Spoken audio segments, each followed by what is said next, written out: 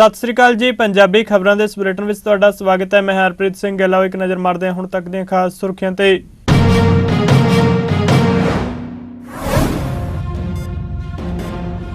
प्रधानमंत्री नरेंद्र मोदी ने देश के 3 सैमीकंडक्टर प्लांटां दा रखिया नींह पत्थर। कहा सैमीकंडक्टरां के खेत्र में ग्लोबल प्लेयर बनने की राह ते तेजी नाल अगे वध रहा भारत।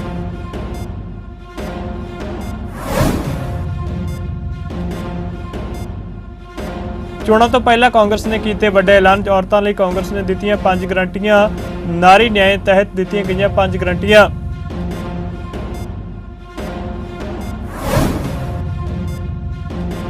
नैब सिंह सैनी सरकार ने जितया विश्वास प्रस्ताव। जुबानी वोट नाल नैब सिंह सैनी ने जितया विश्वास प्रस्ताव।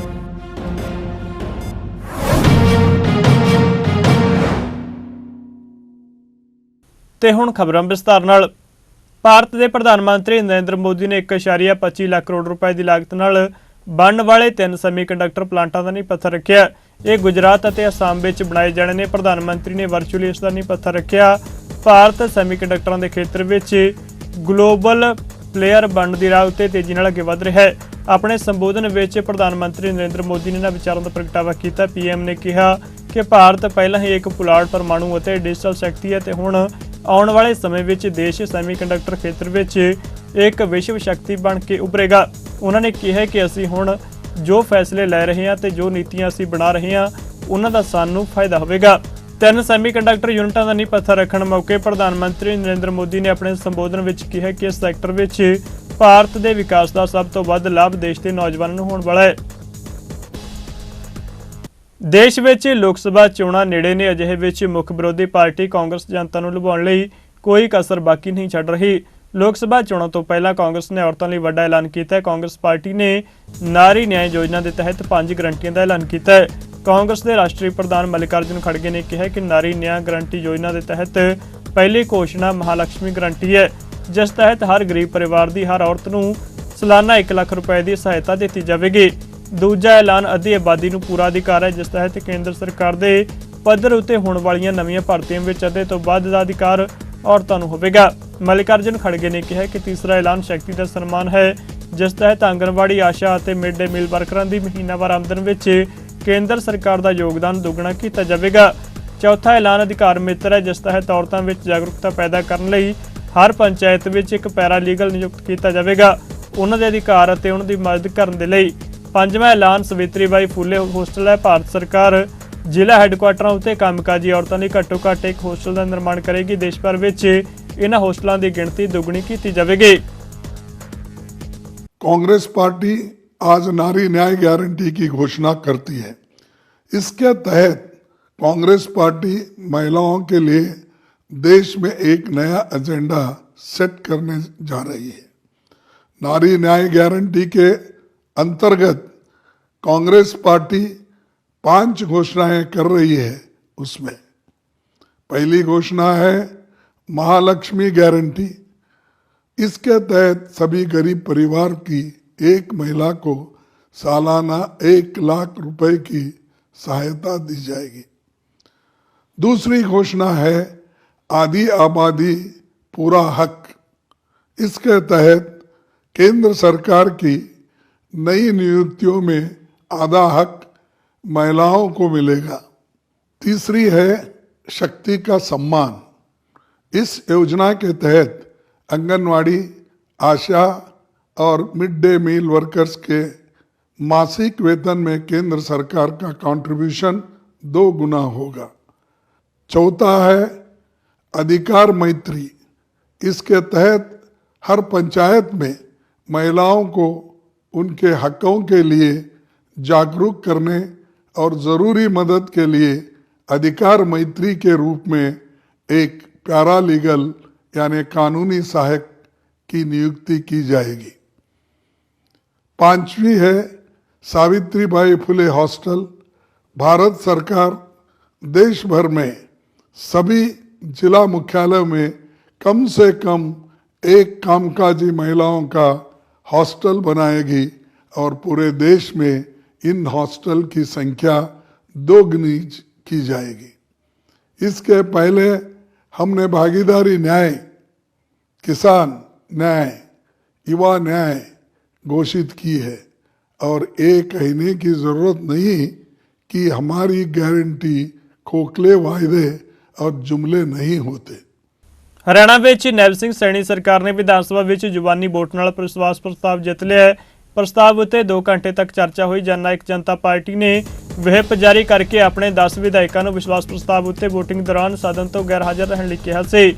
90 ਮੈਂਬਰੀ ਰਾਜ ਵਿਧਾਨ ਸਭਾ ਵਿੱਚ ਭਾਜਪਾ ਦੇ 41 ਵਿਧਾਇਕ ਨੇ ਅਤੇ ਉਸ ਨੂੰ 7 ਵਿੱਚੋਂ 6 ਆਜ਼ਾਦ ਵਿਧਾਇਕਾਂ ਦੇ ਨਾਲ ਹਰਿਆਣਾ ਲੋਕ ਹਿੱਤ ਪਾਰਟੀ ਦੇ ਇਕਮਾਤਰ ਵਿਧਾਇਕ ਗੋਪਾਲ ਕਾਂਡਾ ਦਾ ਵੀ ਸਮਰਥਨ ਪ੍ਰਾਪਤ ਹੈ। ਸਦਨ ਵਿੱਚ JJP ਦੇ 10 ਵਿਧਾਇਕ ਨੇ, ਮੁੱਖ ਵਿਰੋਧੀ ਦਲ कांग्रेस कोल 30 विधायक ने, जदों कि इंडियन नेशनल लोक दल कोल 1 विधायक है।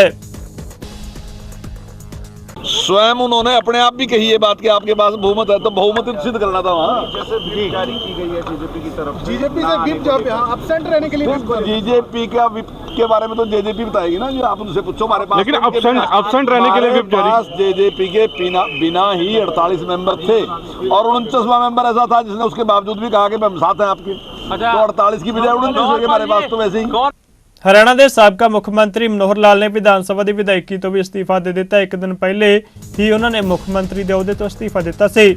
ਦੱਸਣਯੋਗ ਹੈ ਕਿ ਅਸਤੀਫਾ ਦੇਣ ਤੋਂ ਪਹਿਲੇ ਤੱਕ ਮਨੋਹਰ ਲਾਲ ਕਰਨਾਲ ਵਿਧਾਨ ਸਭਾ ਸੀਟ ਤੋਂ ਵਿਧਾਇਕ ਸਨ। ਅਸਤੀਫਾ ਦੇਣ ਤੋਂ ਬਾਅਦ ਉਹਨਾਂ ਕਿਹਾ ਕਿ ਜੋ ਵੀ ਨਵੀਂ ਜ਼ਿੰਮੇਵਾਰੀ ਤੈਅ ਕੀਤੀ ਜਾਵੇਗੀ ਉਹ ਉਸ ਨੂੰ ਸਹੀ ਢੰਗ ਨਾਲ ਪੂਰਾ ਕਰਨਗੇ।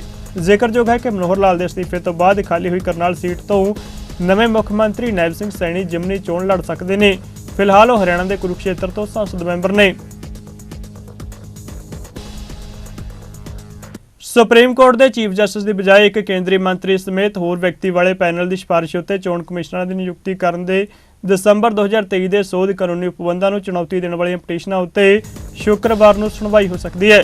ਜੱਜ ਸੰਜੀਵ ਖੰਨਾ, ਜੱਜ MM ਸੁੰਦਰੇਸ਼ ਅਤੇ ਜੱਜ ਬੇਲਾ M ਤ੍ਰਿਵੇਦੀ ਦੀ ਬੈਂਚ ਨੇ ਬੁੱਧਵਾਰ ਨੂੰ ਪਟੀਸ਼ਨਕਰਤਾ ਦੇ ਐਡਵੋਕੇਟਾਂ ਨੂੰ ਦੱਸਿਆ ਕਿ ਸੂਚੀਬੱਧ ਕਾਰਨ ਸੰਬੰਧੀ ਜਾਣਕਾਰੀ ਚੀਫ ਜਸਟਿਸ DY ਚੰਦਰਚੂੜ ਵੱਲੋਂ ਪ੍ਰਾਪਤ ਹੋਈ ਹੈ ਤੇ ਇਸ ਮਾਮਲੇ ਨੂੰ 15 ਮਾਰਚ ਲਈ ਸੂਚੀਬੱਧ ਕੀਤਾ ਜਾਵੇਗਾ। ਵਕੀਲ ਪ੍ਰਸ਼ਾਂਤ ਭੂਸ਼ਣ ਨੇ ਜੱਜ ਸੰਜੀਵ ਖੰਨਾ ਦੀ ਪ੍ਰਧਾਨਗੀ ਵਾਲੀ ਬੈਂਚ ਦੇ ਸਾਹਮਣੇ NGO ਐਸੋਸੀਏਸ਼ਨ ਫਾਰ ਡੈਮੋਕ੍ਰੈਟਿਕ ਰਿਫਾਰਮਰਸ ਵੱਲੋਂ ਪਟੀਸ਼ਨ ਦਾ ਜ਼ਿਕਰ ਕੀਤਾ ਸੀ। ਬੈਂਚ ਨੇ ਸ਼੍ਰੀ ਭੂਸ਼ਣ ਨੂੰ ਕਿਹਾ ਕਿ ਸਾਨੂੰ ਚੀਫ ਜਸਟਿਸ ਤੋਂ ਇੱਕ ਸੰਦੇਸ਼ ਮਿਲਿਆ ਹੈ, ਅਸੀਂ ਇਸ ਨੂੰ ਸ਼ੁੱਕਰਵਾਰ ਨੂੰ ਸੂਚੀਬੱਧ ਕਰਾਂਗੇ। ਐਡਵੋਕੇਟ ਪ੍ਰਸ਼ਾਂਤ ਭੂਸ਼ਣ ਨੇ ਮੰਗਲਵਾਰ ਨੂੰ ਜੱਜ ਖੰਨਾ ਦੀ ਪ੍ਰਧਾਨਗੀ ਵਾਲੀ ਬੈਂਚ ਦੇ ਸਾਹਮਣੇ ਇਸ ਮਾਮਲੇ ਵਿੱਚ ਜਲਦ ਸੁਣਵਾਈ ਕਰਨ ਦੀ ਗੁਹਾਰ ਲਗਾਈ ਸੀ। ਪਟੀਸ਼ਨਾਂ ADR ਤੋਂ ਇਲਾਵਾ ਕਾਂਗਰਸ ਦੇ ਜੈ ਠਾਕੁਰ ਵੱਲੋਂ ਵੀ ਦਾਇਰ ਕੀਤੀਆਂ ਗਈਆਂ ਨੇ। ਪਟਿਆਲਾ ਲੋਕ ਸਭਾ ਹਲਕੇ ਤੋਂ ਕਾਂਗਰਸ ਦੀ ਸੰਸਦ ਮੈਂਬਰ ਅਤੇ ਪੰਜਾਬ ਦੇ ਸਾਬਕਾ ਮੁੱਖ ਮੰਤਰੀ ਕੈਪਟਨ ਅਮਰਿੰਦਰ ਸਿੰਘ ਦੀ ਧਰਮਪਤਨੀ ਪ੍ਰਨੀਤ ਕੌਰ ਵੀਰਵਾਰ ਨੂੰ ਭਾਜਪਾ ਵਿੱਚ ਸ਼ਾਮਲ ਹੋਣ ਜਾ ਰਹੇ ਨੇ। ਉਹਨਾਂ ਦੇ ਭਾਜਪਾ ਵਿੱਚ ਸ਼ਾਮਲ ਹੋਣ ਦਾ ਲੰਮੇ ਸਮੇਂ ਤੋਂ ਕਿਆਸ ਲਗਾਇਆ ਜਾ ਰਿਹਾ ਸੀ। ਕੈਪਟਨ ਅਮਰਿੰਦਰ ਸਿੰਘ ਆਪਣੇ ਪੁੱਤਰ ਰਣਿੰਦਰ ਸਿੰਘ ਅਤੇ ਧੀ ਜੈਇੰਦਰ ਕੌਰ ਦੇ ਨਾਲ ਸਤੰਬਰ 2022 ਵਿੱਚ ਭਾਜਪਾ ਵਿੱਚ ਸ਼ਾਮਲ ਹੋ ਗਏ ਸਨ, ਜਦਕਿ ਪ੍ਰਨੀਤ ਕੌਰ ਜੋ ਕਿ 1999 ਯਾਨੀ ਕਿ 13ਵੀਂ ਲੋਕ ਸਭਾ ਚੋਣ ਤੋਂ ਲੋਕ ਸਭਾ ਵਿੱਚ ਪਟਿਆਲਾ ਦੀ ਨੁਮਾਇੰਦਗੀ ਕਰ ਰਹੇ ਨੇ, ਇਹਨੂੰ ਭਾਜਪਾ ਵੱਲੋਂ ਦੁਬਾਰਾ ਇਸੇ ਸੀਟ ਤੋਂ ਚੋਣ ਮੈਦਾਨ ਵਿੱਚ ਉਤਾਰਿਆ ਜਾ ਸਕਦਾ ਹੈ। ਆਮ ਆਦਮੀ ਪਾਰਟੀ ਨੇ ਚੰਡੀਗੜ੍ਹ ਵਿੱਚ ਮੁਫਤ ਪਾਣੀ ਅਤੇ ਮੁਫਤ ਪਾਰਕਿੰਗ ਦੀ ਸਹੂਲਤ ਬਾਰੇ ਰਾਜਪਾਲ ਦੀ ਤਾਜ਼ਾ ਟਿੱਪਣੀ ਲਈ ਉਹਨਾਂ ਦੀ ਨਿੰਦਾ ਕੀਤੀ ਹੈ ਤੇ ਕਿਹਾ ਕਿ ਬਹੁਤ ਨਿਰਾਸ਼ਾਜਨਕ ਹੈ ਕਿ ਉਹਨੇ ਫਾਈਲਾਂ ਨੂੰ ਰੱਦ ਕਰਨ ਤੋਂ ਪਹਿਲਾਂ ਉਹਨਾਂ ਉੱਤੇ ਵਿਚਾਰ ਵੀ ਨਹੀਂ ਕੀਤਾ। ਅੱਜ ਚੰਡੀਗੜ੍ਹ ਸਥਿਤ ਪਾਰਟੀ ਦਫ਼ਤਰ ਤੋਂ ਪ੍ਰੈਸ ਕਾਨਫਰੰਸ ਨੂੰ ਸੰਬੋਧਨ ਕਰਦਿਆਂ ਚੰਡੀਗੜ੍ਹ ਨਗਰ ਨਿਗਮ ਦੇ ਮੇਅਰ ਕੁਲਦੀਪ ਕੁਮਾਰ ਨੇ ਕਿਹਾ ਕਿ ਅਜੇ 2 ਦਿਨ ਪਹਿਲਾਂ ਹੀ ਅਸੀਂ ਪ੍ਰੈਸ ਕਾਨਫਰੰਸ ਕਰਕੇ ਤੁਹਾਨੂੰ ਦੱਸਿਆ ਸੀ ਕਿ ਚੰਡੀਗੜ੍ਹ ਵਿੱਚ ਲੋਕਾਂ ਨੂੰ ਮੁਫਤ ਪਾਰਕਿੰਗ ਦੀ ਸਹੂਲਤ ਅਤੇ 20,000 ਲੀਟਰ ਮੁਫਤ ਪਾਣੀ ਦਿੱਤਾ ਜਾਵੇਗਾ। ਉਹਨਾਂ ਕਿਹਾ ਕਿ ਇਸ ਫੈਸਲੇ ਨੂੰ ਲੋਕਾਂ ਵੱਲੋਂ ਭਰਪੂਰ ਪਿਆਰ ਮਿਲਿਆ ਸੀ ਕਿਉਂਕਿ ਇਹ ਆਮ ਲੋਕਾਂ ਲਈ ਵੱਡੀ ਆਰਥਿਕ ਰਾਹਤ ਬਣ ਕੇ ਆਇਆ ਸੀ।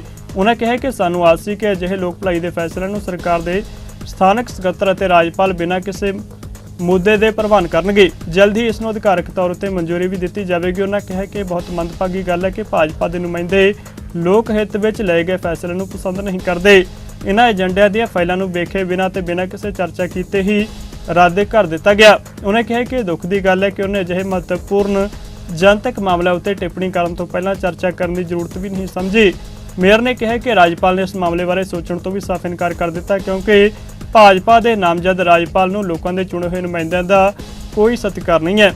ਭਾਰਤੀ ਜਨਤਾ ਪਾਰਟੀ ਦੇ ਤਾਨਾਸ਼ਾਹੀ ਵਾਲੇ ਸੁਭਾਅ ਕਾਰਨ ਉਹਨਾਂ ਦੇ ਆਗੂ ਲੋਕਤੰਤਰ ਅਤੇ ਚੁਣੇ ਹੋਏ ਨੁਮਾਇੰਦਿਆਂ ਪ੍ਰਤੀ ਕੋਈ ਸਨਮਾਨ ਨਹੀਂ ਵਿਖਾਉਂਦੇ। ਉਹਨਾਂ ਕਿਹਾ ਕਿ ਜੇਕਰ ਦਿੱਲੀ ਵਿੱਚ ਇੰਨੀ ਵੱਡੀ ਆਬਾਦੀ ਨੂੰ ਮੁਫਤ ਪਾਣੀ ਦੇਣਾ ਸੰਭਵ ਹੈ ਤਾਂ ਚੰਡੀਗੜ੍ਹ ਵਿੱਚ ਵੀ ਇਹ ਪੂਰੀ ਤਰ੍ਹਾਂ ਸੰਭਵ ਹੈ। ਉਹਨਾਂ ਕਿਹਾ ਕਿ ਸਾਡੇ ਕੋਲ ਇੱਕ ਉਚਿਤ ਯੋਜਨਾ ਹੈ ਪਰ ਰਾਜਪਾਲ ਫਾਈਲ ਉਹਨਾਂ ਦੀ ਮੇਜ਼ ਤੇ ਪਹੁੰਚਣ ਤੋਂ ਪਹਿਲਾਂ ਹੀ ਇਸ ਨੂੰ ਰੱਦ ਕਰ ਦਿੰਦੇ ਨੇ।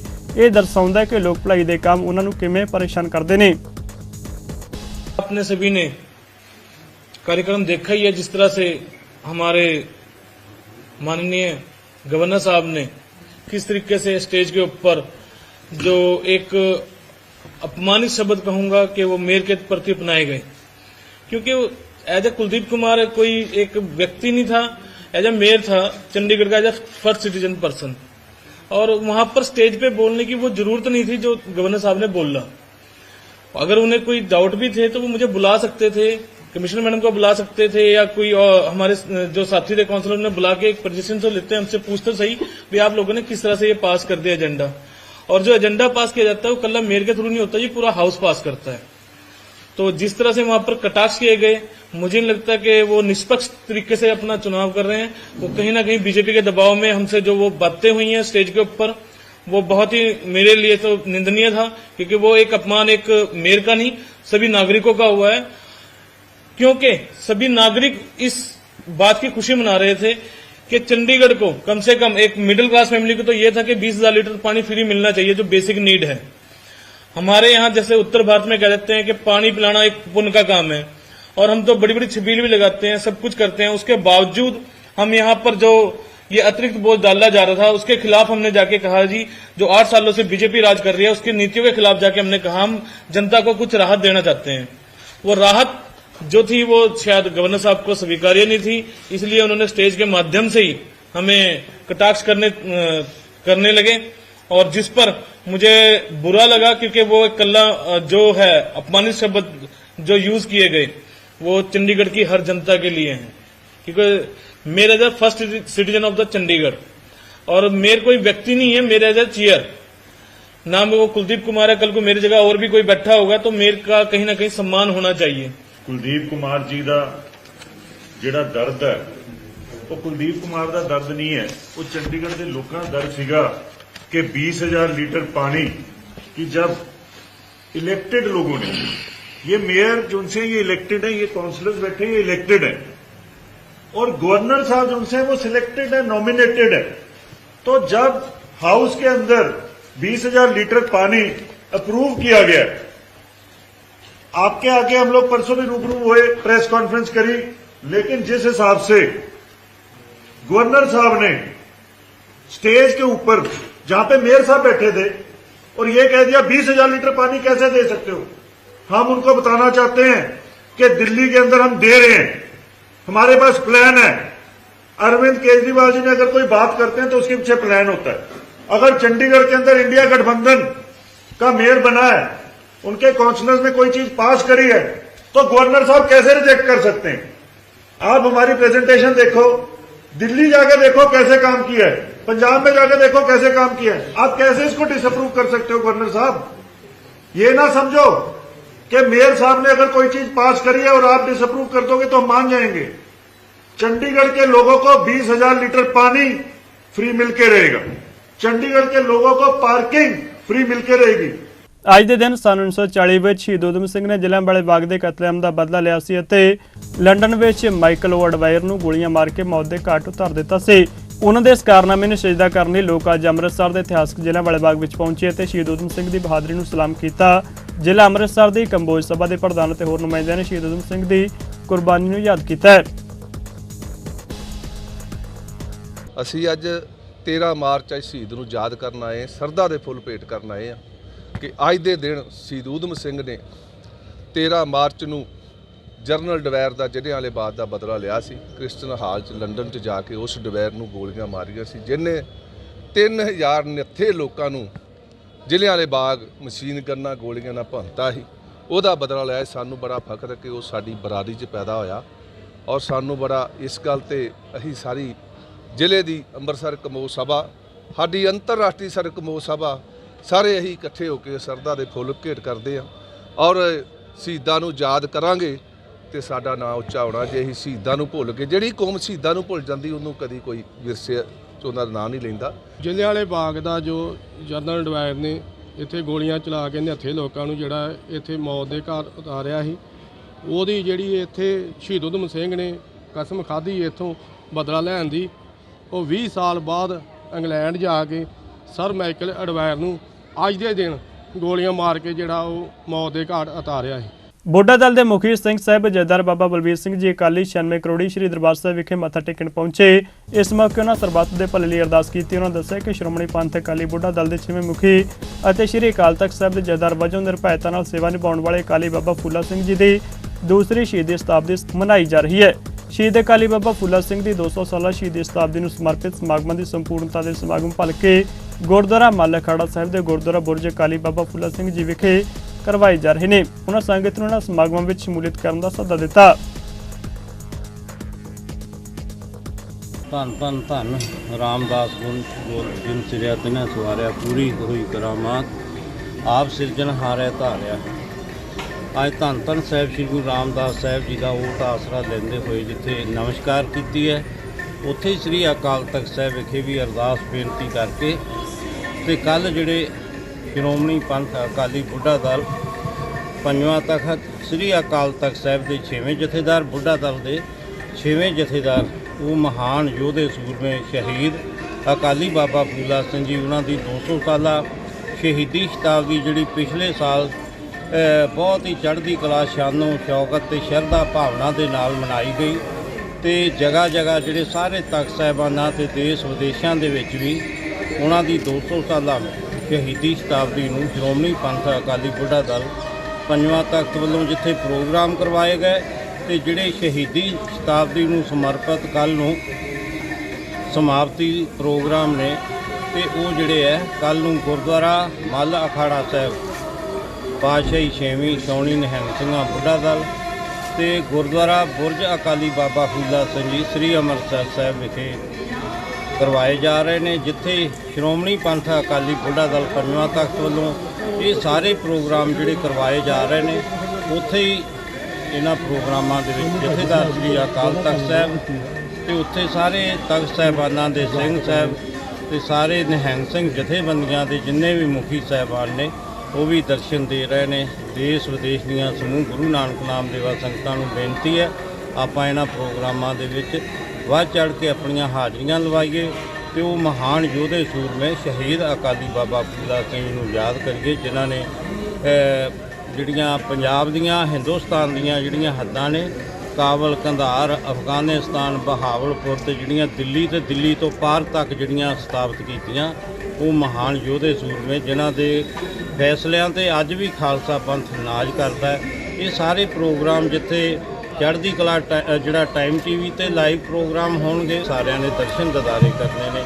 ਬੁੱਢਾ ਦਲ ਦੇ ਮੁਖੀ ਬਾਬਾ ਬਲਵੀਰ ਸਿੰਘ ਜੀ 96 ਕਰੋੜੀ ਬਾਬਾ ਕੁੰਦਨ ਸਿੰਘ ਜੀ ਸੰਗਤ ਨਿਵਾਸ ਵਿਖੇ ਪਹੁੰਚੇ। ਇਸ ਮੌਕੇ ਉਹਨਾਂ ਭਾਈ ਗੁਰਇਕਬਾਲ ਸਿੰਘ ਨਾਲ ਮੁਲਾਕਾਤ ਕੀਤੀ ਅਤੇ ਕਿਹਾ ਕਿ ਸੰਗਤ ਦੀ ਭਲਾਈ ਲਈ ਭਾਈ ਗੁਰਇਕਬਾਲ ਸਿੰਘ ਜੀ ਵੱਲੋਂ ਵੱਡੀਆਂ ਸੇਵਾਵਾਂ ਕੀਤੀਆਂ ਜਾ ਰਹੀਆਂ ਨੇ। ਉਹਨਾਂ ਸੰਗਤ ਲਈ ਵਧੀਆ ਸਰਾਂ ਬਣਾਉਣ ਲਈ ਭਾਈ ਗੁਰਇਕਬਾਲ ਸਿੰਘ ਜੀ ਦੀ ਸ਼ਲਾਘਾ ਕੀਤੀ ਹੈ। ਇਸ ਮੌਕੇ ਭਾਈ ਰੂਪਚੰਦ ਜੀ ਦੀ ਅੰਸ਼ਵੰਸ਼ ਵਿੱਚੋਂ ਭਾਈ ਬਲਵੀਰ ਸਿੰਘ ਅਤੇ ਪੰਮਾ ਭੈਣ ਜੀ ਵੀ ਮੌਜੂਦ ਸਨ। ਅੱਜ ਵੀ ਮੈਂ ਦਰਸ਼ਨ ਕੀਤੇ ਨੇ ਜਿੱਥੇ ਪਹਿਲਾਂ ਸਾਰੀਆਂ ਹੀ ਗੁਰਸਿੱਖ ਸੰਗਤਾਂ ਸੰਤ ਬਾਬਾ ਗੁਰਇਕਬਾਲ ਸਿੰਘ ਜੀ ਜਿਹੜੇ ਸੇਵਾ ਦੇ ਪੁੰਜ ਨੇ ਸਾਰਿਆਂ ਨੂੰ ਵਾਹਿਗੁਰੂ ਜੀ ਕਾ ਖਾਲਸਾ ਵਾਹਿਗੁਰੂ ਜੀ ਕੀ ਫਤਿਹ।